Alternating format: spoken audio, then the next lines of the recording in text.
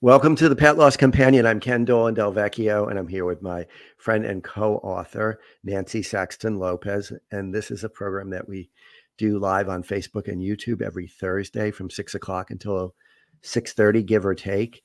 And it is an opportunity to have a conversation that really is based in the book that we wrote called The Pet Loss Companion, Healing Advice from Family Therapists Who Lead Pet Loss Groups. It's an opportunity to take that platform and broaden it into a conversation with our audience members. And so a lot of what we do is we read your letters and we give some commentary on them.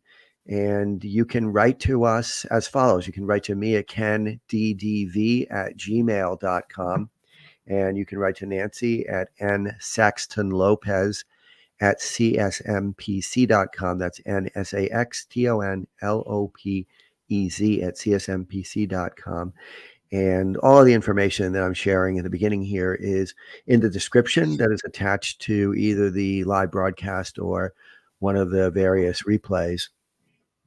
And when you write to us, if you share your story, we will respond to you. You can also tell us whether or not it's okay to share your story, either on this podcast or on a new blog that we will be publishing shortly.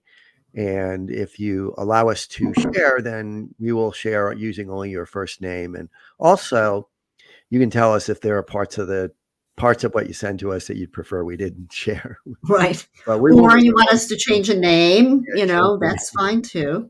But we will respond to you in any case. One or both of us will get back to you. You can also let us know that you think there's a topic that we should address, or that there's a guest that you think it might be useful for people to hear from. We're open to all your suggestions. You can support our program in a number of different ways through Venmo and PayPal and a monthly subscription. And this program is a friend of Dakin Humane Society in Springfield, Massachusetts. Dakin is a shelter for companion animals that does a whole bunch of different things in addition to providing shelter and adoption services. And one of the things that they do is they sponsor a monthly pet loss support group via Zoom that is cost-free. It doesn't cost anything for you to participate in it. And it takes place on the second Tuesday of every month. And there's a link to the RSVP link here in our description. And if you're interested in joining us, and the next time will be December 12th, it meets again 6 p.m. to 7:30 p.m. Eastern time.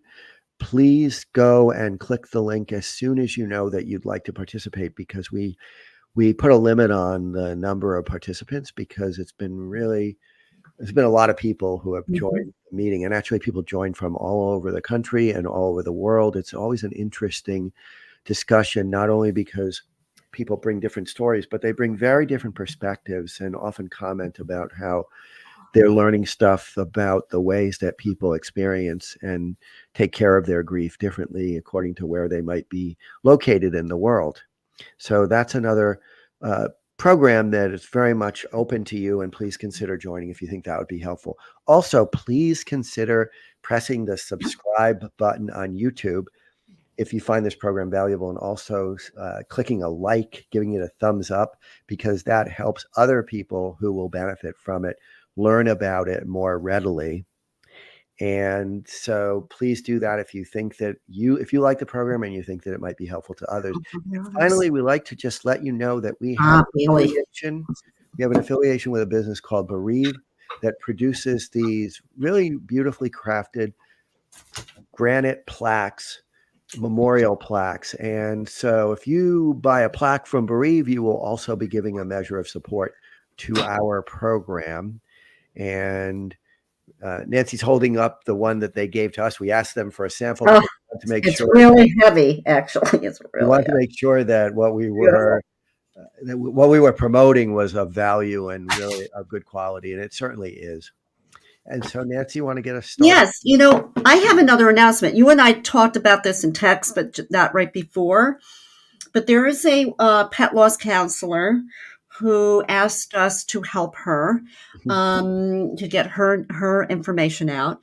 And it's Crystal. Her name is Crystal Sucy. I think that's how she pronounces it, Soucy.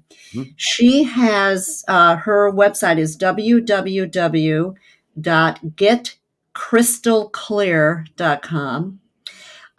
She also has Get Crystal Clear CC on Facebook, but she is a pet loss counselor, and she does also have support groups.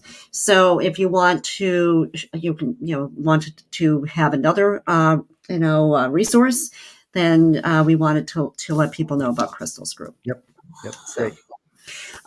So now we have, our title tonight is Sudden Death, which is, it's got its own nuances, right? Yep. From an anticipatory death where, your beautiful animal is sick and, there's a process with treatment.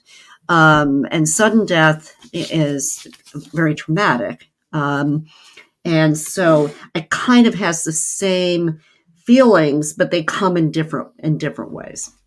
So I'm going to talk about Kiersten and her baby Teddy. It's a beautiful. Teddy's beautiful. So this is what she wrote. This is back in late September, actually. I found your podcast today, almost 24 hours after I lost my Theodore. I adopted Teddy in August of 2020 after moving across the country to a new city. I had found him on a cat rescue website 3 months prior, and I knew I had to adopt him. I checked his page religiously every day to make sure he was available upon my move. They expected he was 8, but didn't have his original records. His previous owner had passed away, and he and his siblings were left to the rescue. I knew the risks of adopting an older cat. I say older because 8 is relatively young for cats, but he had health issues that even the rescue was not aware of. Within 3 months of having him, I got my heart broken, and he was by my side. Within 5 months of adopting him, I survived my first graduate school finals. Within 7 months of adopting him, he needed major dental surgery. He had gingioromatitis and the removal of all of his teeth, top and bottom, from his canine's back was required. This time, I was there for him. He moved to 3 new cities with me and experienced friendship, heartbreak, graduations, new jobs, and love alongside me. He slept tucked in the nook of my arm every night and sat in the sink while she brushed her teeth every morning. He was as angry and then glad at his new friend when I adopted a dog. He was the bill of health until this weekend. Teddy stopped eating and having bowel movements. I wished I'd noticed his weight loss and increased water intake as a connection to these symptoms. I called my vet for an emergency appointment on Monday morning. Thankfully, they had availability. I never imagined I would be leaving the vet that day with an empty cat carrier. The vet informed me his labs were concerning. He was experiencing end-stage kidney failure, and he was suffering. They could do aggressive fluid and antibiotic treatments, but he may not get through the 72-hour procedure. Wow. If he did, he requires special food and fluids every day for the rest of his life. With his levels, he may not even live for another year. I had to make the heartbreaking decision to let Teddy go. They left the room and inserted a catheter. When they came back, I held him, and he usually hated that, but was tolerating it. And I kissed him and cried. He continued to, I guess it's hard to understand what she's saying. He continued to be okay with the vet and techs as they inserted the first vial. They inserted the vial, and I felt his body relax. And then the second.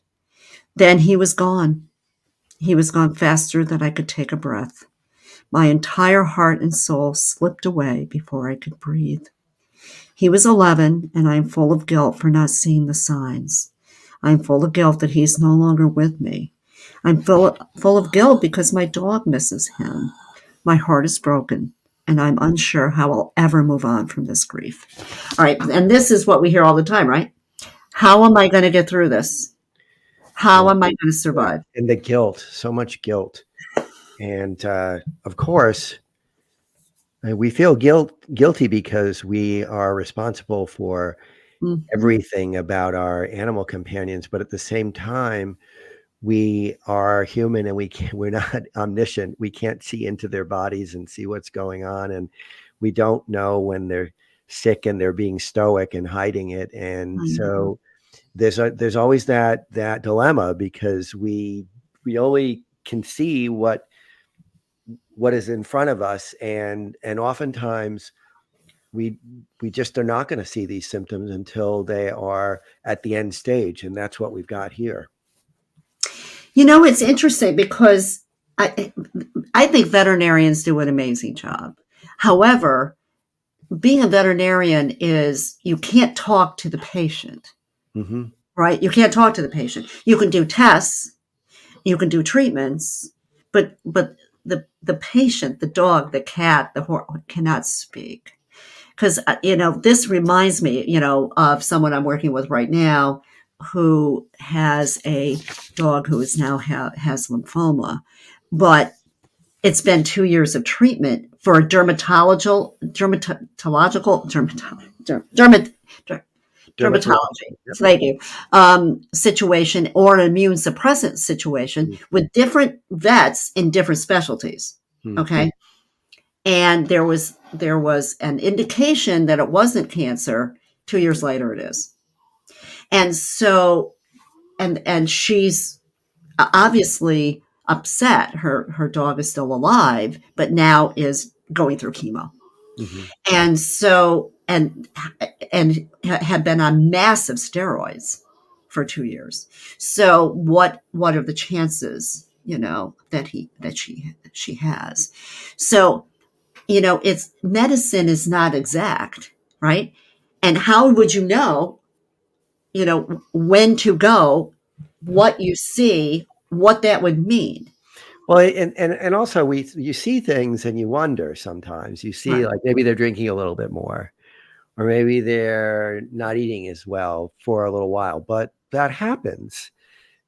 Things like that are sometimes just normal. And Yeah. so we don't often jump on things that we later will look back and And say, say, "Oh my why didn't God, I why didn't I see?" I didn't I mean, catch it? that's the way we are. That's the way it works. And we have to be kind to ourselves and say, "Look, we did the Yeah. best we could." And it's so important to keep in mind that animals are stoic.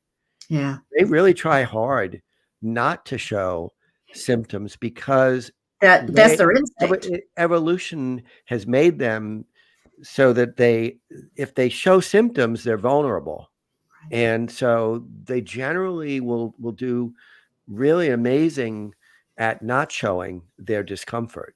And then all of a sudden it can sort of break through because their symptoms reach a threshold where they can't really There are behave symptoms. normally anymore. And There are so really. then we're like, we're hit with what we see in this story from Kiersten, and it's just so important to expect that we might feel guilty, and at the same time to realize that we did the best Yeah, we we could. we Our guilt can. is unwarranted. We didn't do Right. anything wrong, No, and we gave no. them the best possible life that we could. And yet you have to tell yourself that many, many, many times Mm. sometimes because we just want so badly to be able to keep them safe and protect them, and Yeah. it's just not possible ultimately. I mean, this little guy, Teddy, was such her heart cat, right? Yes. I Yep. mean, went through all these animals go through everything with us. Yep. They're They're best. they're there at any moment in time. And so that's what the relationship is, and that's why we grieve it so much. Yeah, they're our best friends. Yeah. She said that he slept in the crook of her arm I mean, Yeah. that's incredible intimacy. He Yeah. was there in the bathroom when she was doing Brushing her teeth. your teeth. So he was always with her. It's like this enormous hole in your life. It's a primary relationship. And Yeah. it hurts terribly. It hurts It's the terribly. relationship we grieve. Yep. You can't get that relationship with any human. So we're going to move on to Marisa and Oscar. And Marissa sent us a whole bunch of pictures. Oh, And this look is at that Marissa. little baby. And Oscar is insanely cute little Chihuahua mix. And they are again. Little hat. And I mean, what a sweet little dog. And this is Marissa's fiance and Oscar. And so there's a whole bunch of beautiful pictures that she sent.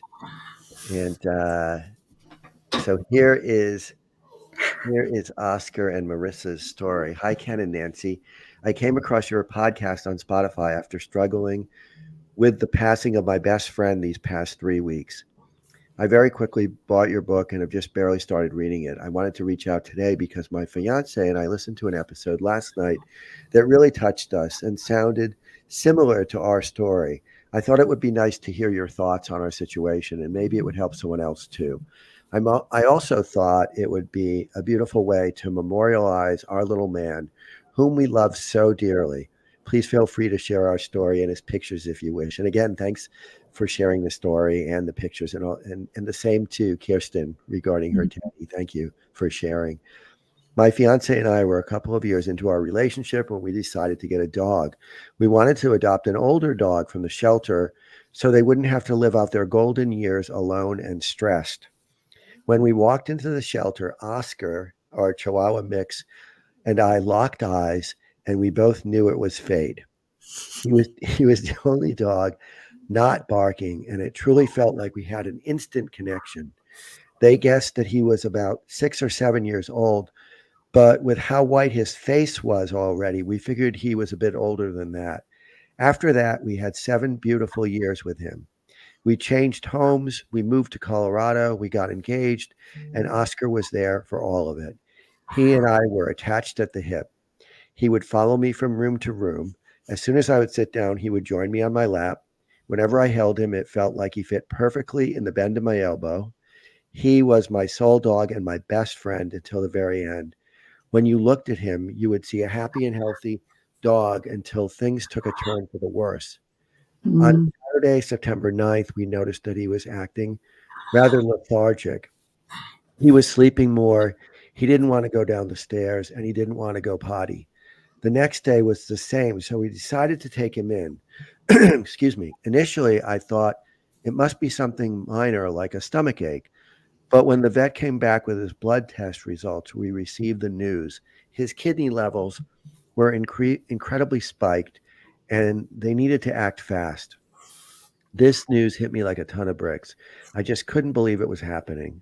They put him on fluids and an antibacterial almost immediately to try and bring his levels back to normal.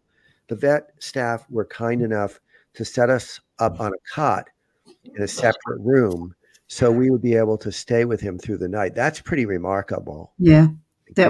that's really amazing. They would come in every couple of hours to check on him and waited until the morning to do a new blood test. Things had gotten worse overnight. After that, they referred us to a kidney specialist in Boulder, where he was hospitalized for 2 nights and just kept getting worse. It got to the point where his vet was telling us that we needed to do either dialysis or consider euthanasia. Of course, we were crushed.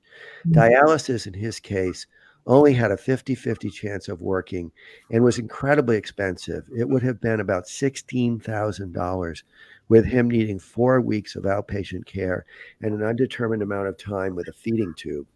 Wow. Sounds like quite an ordeal, actually. We were heartbroken and devastated when we decided on euthanasia. We let our little guy go, surrounded by his mom, dad, his favorite toys, his favorite blanket at 5 p.m. on Wednesday, September 13th. It was one of the hardest moments of my life. The really heartbreaking part is that we were set to elope on September 22nd, and he was going to join us. If he had held on for a week longer, he could have seen us get married. Needless Mhm. to say, our elopement has been postponed as we deal with our grief. what I'm still struggling with is what we had given him is what if we had given him one more day? Could he have been better by the morning? And what if we had done the dialysis instead? Would he still be here with me? I'm having a hard time keeping the what ifs out of my mind. I'm also struggling with the timeline. On Friday, September 8th, he was totally fine and totally normal. And everything went so downhill so fast. I was truly left in shock.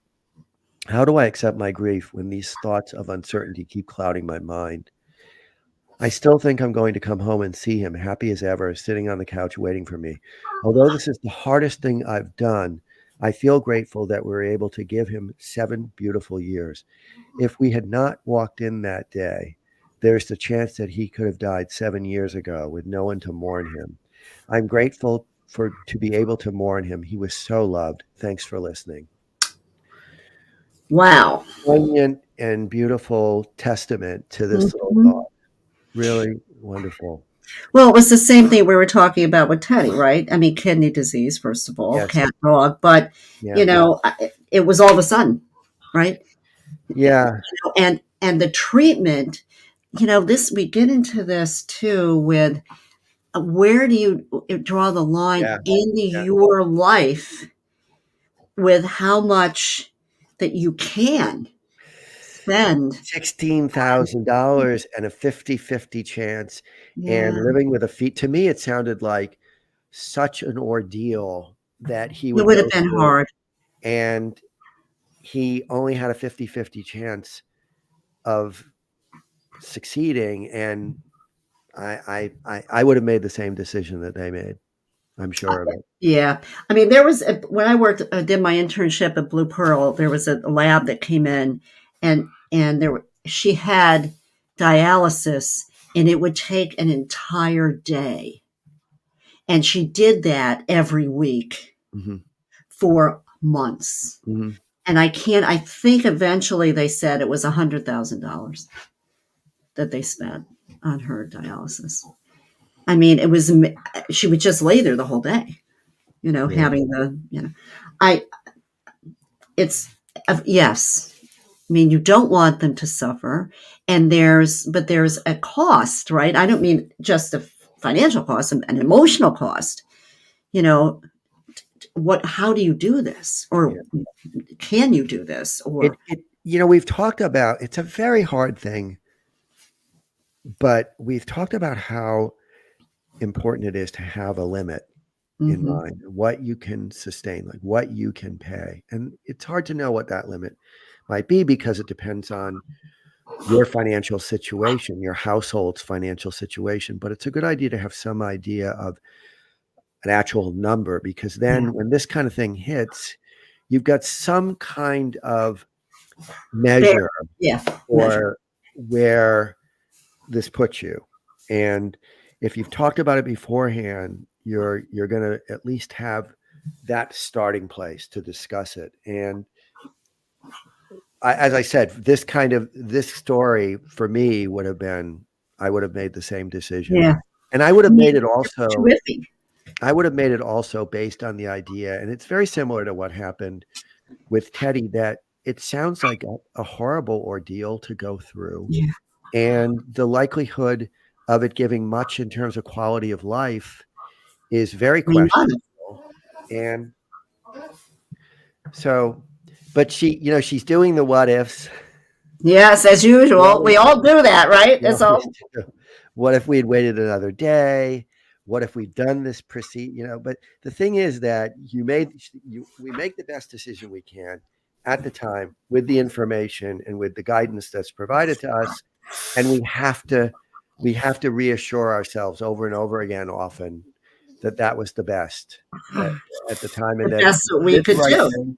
We did the right thing. And we then have to just sort of let the thoughts come and go. And over time, we come to a place of greater serenity with it, Yeah. I mean, we talk about the guilt. The guilt is one of the hardest things that anyone can deal with in grief, especially around our animals, because a lot of it has to do with euthanasia. And so we don't necessarily euthanize our human people, right? I mean, that's starting, but Right. we're And not it's we're done, not able to do that. and it's done more than is actually Talked about. above board. Yeah. But, so everyone, the euthanasia is, did I do it too soon? Did I do it, did I wait too long? Were they suffering? I mean, it's always Monday morning quarterbacking. I mean, Yep. you Yep. could always go back and say, maybe I shouldn't have gone on vacation. Maybe I should have got that x-ray. Maybe I should have gone to, a different vet. I mean, and it makes people so upset. But you're right. Nobody can take it away, but Hmm. but yourself, right? And we hope Time. in time, right? And we hope that you can forgive and be okay with your decision over a period of time. Like you said, get some serenity. Yeah. And in both of these cases, they adopted animals that were Yeah, they were not babies. They were into right. their mid or later life. And what she writes is really powerful. I think that they were able to give him 7 beautiful years, and we Yeah, don't know what would have happened had they not been right. generous and taken these animals, in both cases, into their families and treated them with such loving care Oh gosh, yes, both of them. for Oh, the rest amazing of their love. lives. And Right. so that's very important. I think it's a very important perspective for both of these pet guardians that Yes. they gave their animals a beautiful rest of their life, and we Yeah. don't know what it would have been like had they not Had given they not lives. met Yeah. Kiersten and Marisa, right? So we want to thank Yeah. them very much, Marisa and Kiersten, and we appreciate your sharing your stories and your beautiful pictures. Can you hear Ellie? I can. Yeah. Here, hello everybody. She's up with me. There you go, baby. You're making a lot of noise. You're a little hot over here. She was sleeping and she woke up. So So we'll say goodbye, and great yeah. to But see Ellie also make a little cameo. remember YouTube. Remember the YouTube. Yes. Oh, yes. Please subscribe on YouTube, Yeah. because that helps other people to gain access to the program as well. Makes it more, it comes up higher on the list when they're Yeah. searching. Also, next week will be Thanksgiving, so we won't Right. have a program Oh, next right. week. So Yeah. those in the United States, Yep. happy Thanksgiving. I know it could be painful for some people Yes. Yeah. because they're going through grief and loss, not just for their animals or maybe their human members. Yep. But we wish you peace. Yep. Yeah. All right. Great seeing you, Nancy. We'll You talk too, Karen. again soon. Right. Bye.